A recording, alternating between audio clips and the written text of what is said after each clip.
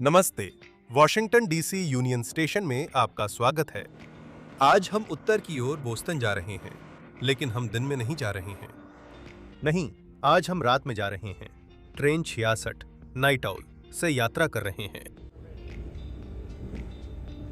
हमारी यात्रा Washington DC के यूनियन स्टेशन से शुरू होती है, जो नॉर्थ ईस्ट कॉरिडोर का दक्षिणी टर्मिनस और एम ट्रैक का दूसरा सबसे व्यस्त स्टेशन है। हम यहाँ पहले भी कई बार आ चुके हैं, लेकिन ग्रेट हॉल अब भी एक पल ठहर कर देखने लायक है, खासकर रात में। नाइट आउल डीसी से निकलने वाली आखिरी ट्रेनों में से एक है, जिसकी निर्धारित प्रस्थान समय रात 10 बजे है। आज हमारी ट्रेन ट्रैक 25 से स्टेशन के पूर्वी निचले प्लेटफॉर्म से रवाना हो रही है। एच से एल गेट्स के पास प्लेटफॉर्मों के लिए छोटा वेटिंग एरिया है। वहीं गेट जी से ट्रैक 25 और 26 की ओर जाकर प्लेटफॉर्मों तक जल्दी पहुंच सकते हैं।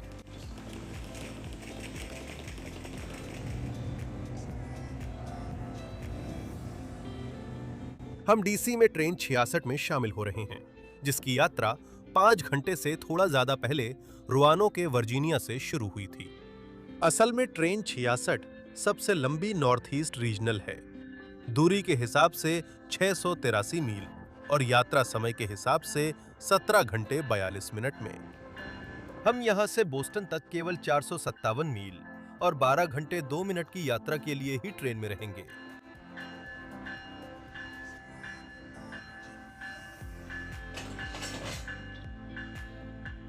ट्रेन में चढ़कर हमें खाली सीटों की एक पंक्ति मिलती है और ट्रेन 66 डीसी से चल पड़ती है।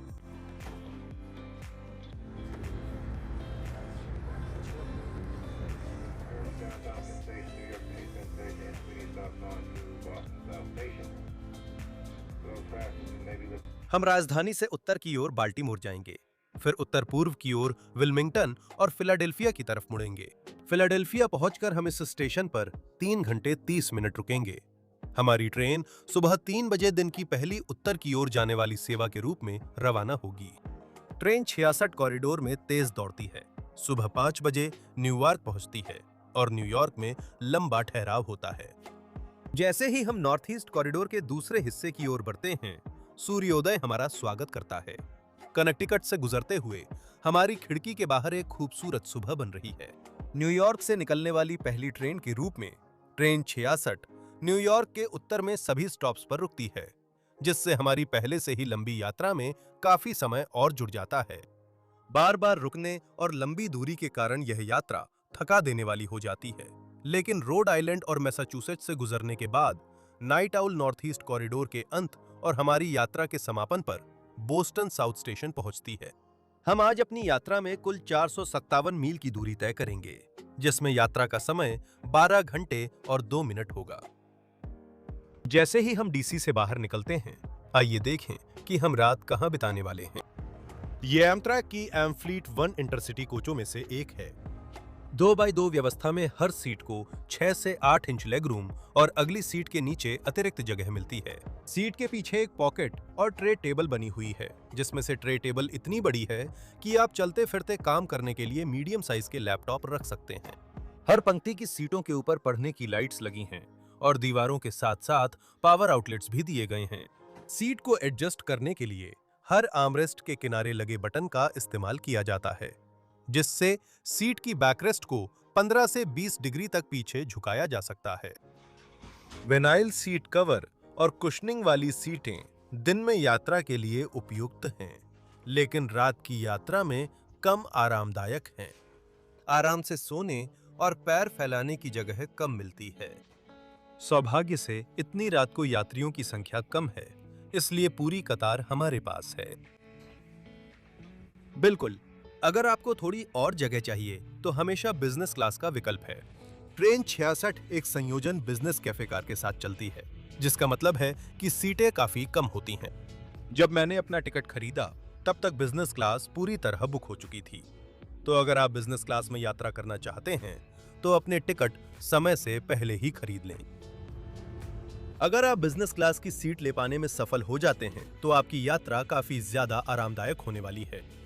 कॉम्बिनेशन: बिजनेस कैफे कारें एक तरफ 2 और दूसरी तरफ एक सीट वाली व्यवस्था में चलती हैं, जिनमें बड़े आर्म चेयर और ज्यादा लेगरूम होता है। अंधेरा होने से उत्तर की ओर बढ़ते हुए नजारे कुछ खास नहीं दिखते। रात के सन्नाटे में स्टेशन पर रुकना ही रोशनी की झलक है। फिलाडेल्फिया के 30वीं स्ट्रीट स्टेशन में घुसते ही शहर की रोशनी हमें घेर लेती है। फिलाडेल्फिया नाइट आउल के लिए रात भर ठहराव है। ये ट्रेन वॉशिंगटन से फिलाडेल्फिया रात की आखिरी और सुबह फिलाडेल्फिया से उत्तर की पहली ट्रेन है, इसलिए यहां रुकती है। पहले ये ठहराव न्यूयॉर्क में था और ट्रेन 66 कॉरिडोर के दक्षिणी हिस्से में आखिरी सेवा देती थी, लेकिन ईस्ट रिवर टनल्स में निर्माण के कारण अब यह फिलाडेल्फिया में है। जब तक हम यहाँ हैं, यात्रियों को ट्रेन से बाहर निकलकर अपने पैर फैलाने और स्टेशन के अंदर जाने की अनुमति होती है। स्टेशन लगभग पूरी तरह खाली है और आखिरकार नवीनीकरण परियोजना का मचान हटा लिया गया है। सफाई ने स्टेशन हॉल की सूरत ही बदल दी है। यह उज्जवल, साफ सुथरा और शानदार दिखता है। यह परियोजना समय पर पूरी हुई थी। यह फुटेज वर्ल्ड कप से पहले शूट हुआ था और मेजबान शहर फिलाडेल्फिया को अपना सबसे अच्छा रूप दिखाना था। एक कोना ऐसा है जो अब भी वैसा ही है, जो पुनर्स्थापन से पहले और बाद के बीच शानदार अंतर दिखाता है।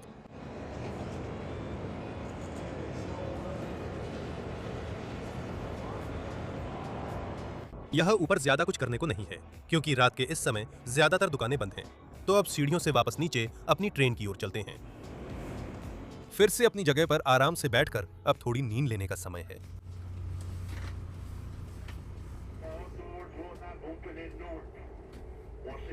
हम न्यू जर्सी के किसी हिस्से में जागते हैं और न्यूयॉर्क की ओर उत्तर दिशा में सफर कर रहे हैं।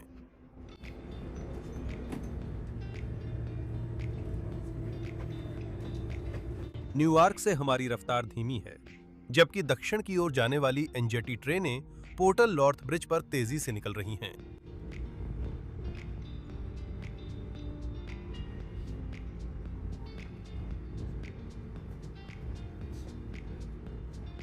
अगला स्टेशन न्यूयॉर्क है और ये फिर से लंबा ठहराव है।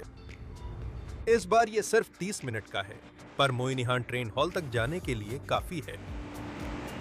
भले ही अभी सुबह के 5 बजे ही हुए हैं, लेकिन सुबह के यात्री पहले ही बिग एप्पल से अपनी ट्रेनों के लिए लाइन में लग चुके हैं।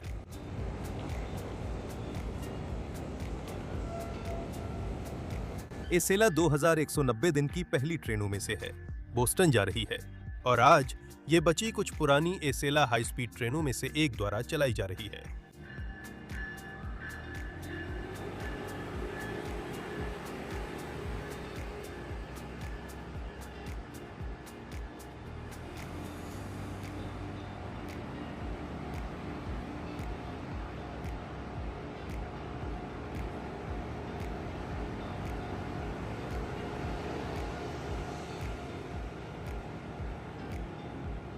ट्रेन में चढ़ते ही नाइट आउल न्यूयॉर्क से निकलती है और खूबसूरत उत्तर पूर्व की सुबह में निकल आती है। और क्या शानदार सुबह है। आसमान गुलाबी और नारंगी रंगों से चमक रहा है। उगता हुआ सूरज मैनहट्टन की स्काईलाइन की गगनचुंबी इमारतों पर चमक रहा है।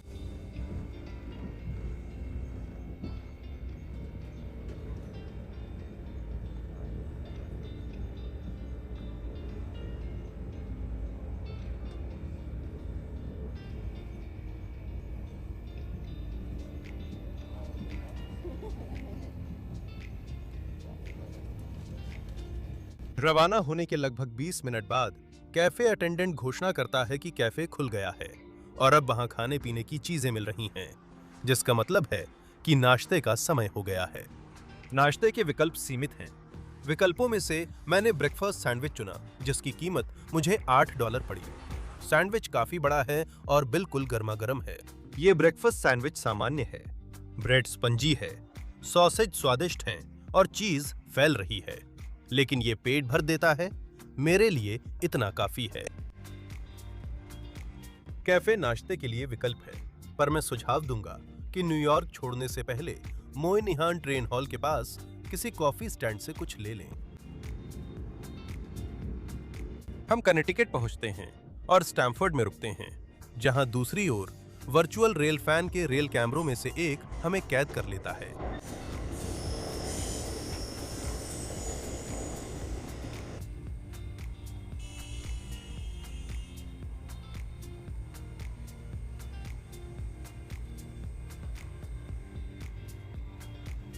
रेल की लय हमें कनेक्टिकट से गुजरते हुए नदियों और सड़कों के ऊपर से झुलाती ले जाती है और न्यू हेवन अगला बड़ा ठहराव है।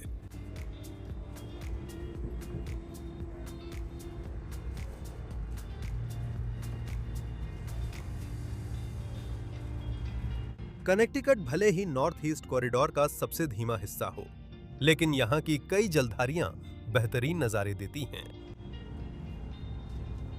हालांकि ये रात भर की यात्रा थी, नाइट आउल किसी भी तरह स्लीपर ट्रेन नहीं है। मैं ट्रेन 66 को नाइट आउल कह रहा हूँ, लेकिन 1997 के बाद ये नाम किसी रात भर चलने वाली ट्रेन के लिए आधिकारिक रूप से नहीं इस्तेमाल हुआ। हालांकि 2021 में एक बहुत ही छोटा समय था जब ट्रेन 65, 66 और 67 में उनके स्लीपर कोच वापस लाए गए थे, जिससे नॉर्थ ईस्ट कॉरिडोर पर एक सही मायने में स्लीपर का अनुभव मिल सका। हालांकि सेवा सफल रही, लेकिन स्टाफ की कमी और महामारी के चरम के कारण इन स्लीपर कोचों को शुरू होने के थोड़े समय बाद ही हटा दिया गया। उम्मीद है स्लीपर कोच फिर लौटेंगे, लेकिन लंबी दूरी की ट्रेनों में मांग ज्यादा होने से ये जल्दी संभव नहीं दिखता। जल्दी ही हम मोड़ पार कर रोड आइलैंड की हाई स्पीड लाइनों पर तेजी पकड़ लेते हैं। बिल्कुल, हम 125 से ज्यादा तेज नहीं जा सकते और किंगस्टन में रुकना है, लेकिन तट पर धीमी रफ्तार की तुलना में यह प्रकाश की रफ्तार जैसी लगती है।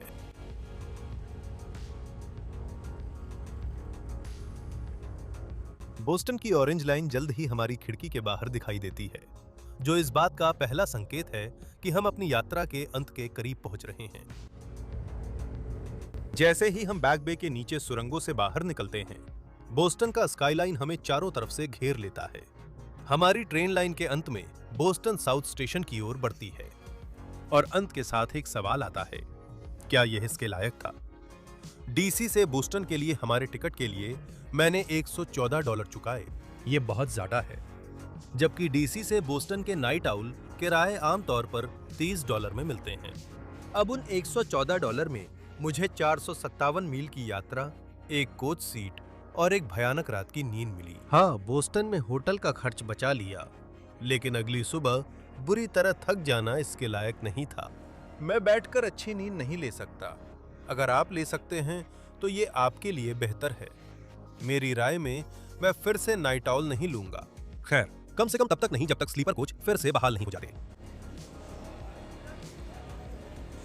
अगले हफ्ते हम न्यूयॉर्क सिटी में एडिरोंडैक ट्रेन से सफर करेंगे, बॉर्डर पार मॉन्ट्रियल जाएंगे। एमट्रैक की 3 अंतरराष्ट्रीय ट्रेनों में से एक से मेरे साथ आइए और देखिए कि ट्रेन से कनाडा जाना कैसा होता है। अगर आप यहाँ नए हैं तो मैं सच में चाहूंगा कि आप नीचे दिए गए सब्सक्राइब बटन को दबाएं। यह पूरी तरह से मुफ्त है और चैनल को सपोर्ट करने में बहुत मदद करता है। मैं अपने वफादार पेट्रियंस और मेंबर्स को दिल से धन्यवाद और बड़ा सलाम देना चाहता हूँ। आप सभी कमाल के हैं और आपकी जबरदस्त उदारता के लिए मैं बहुत आभारी हूँ। अगर आप भी अपना नाम वीडियो में देखना चाहते हैं या चैनल को और भी तरीकों से सपोर्ट करना चाहते हैं तो नीचे डिस्क्रिप्शन में दिए गए लिंक पर जाएं। खैर, आज के लिए बस इतना ही है। मेरे साथ सफर करने के लिए धन्यवाद और मैं आपको अगले वीडियो में मिलूंगा।